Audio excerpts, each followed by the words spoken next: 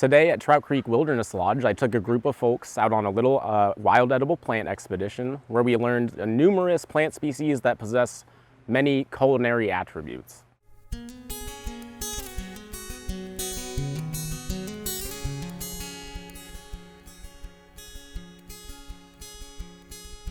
Along the way, we found various species, including Osmarisa chilensis, or mountain sweet Sicily, the different types of Oregon grape. We also found wild ginger and 2 different species of miner's lettuce. Oh, that smells so good. One of the goals of conserving this forest in its primordial nature is to invite people out and to have a minimal footprint on the land, and also to learn about the plants, different edibles, medicinal properties. And so today that's what we did. I'm just fascinated with the fungus. It's just so different and strange to me. There's just so many different species out there and so many lookalikes of that species, and just identifying them in itself is pretty difficult. We found a Dryer's polypore, which is a polypore that they used to make dye from. We found some resinous polypores, and resinous polypores are saprophytic polypores. They are edible. They're very tough, and it's one of the only mushrooms that I've found that makes a pretty tasty mushroom jerky. We've been building some minimally invasive trails on the land. Essentially, what we've tried to do is follow the deer trails. Big smile.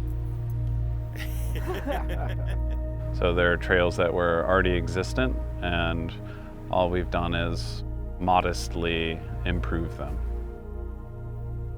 It's really going into the wilderness and having a bit of a challenge. These are not manicured trails. You are going into the wilderness. That's part of accessing places that most people can't get to or have never been open before. The hat stayed on though. The hat never came off. Good switch move on your feet.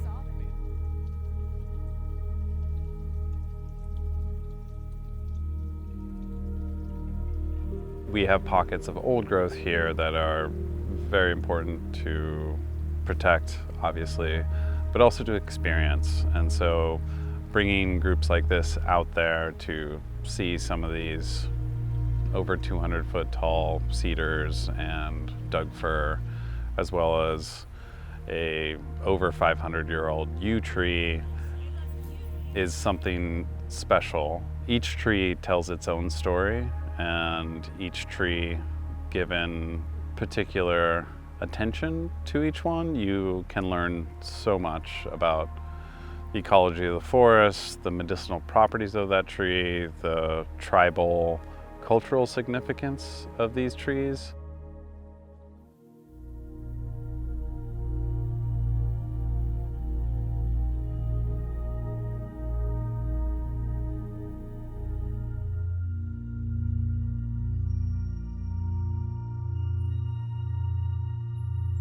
What's unique about the plant community here is that they're plants that are important to the indigenous tribes of the Northwest. Deeper venation. They've been here for a long time, and nowadays it's really hard to find that. All you're gonna find is monocrops of Douglas fir grown by the timber companies. We hiked to Three Bears, which is a really beautiful spot on the Molalla River, where it bends, and there's 3 rocks, basalt formations in the center of the river. We had some delicious wraps for lunch. Had some tea from collected cedar.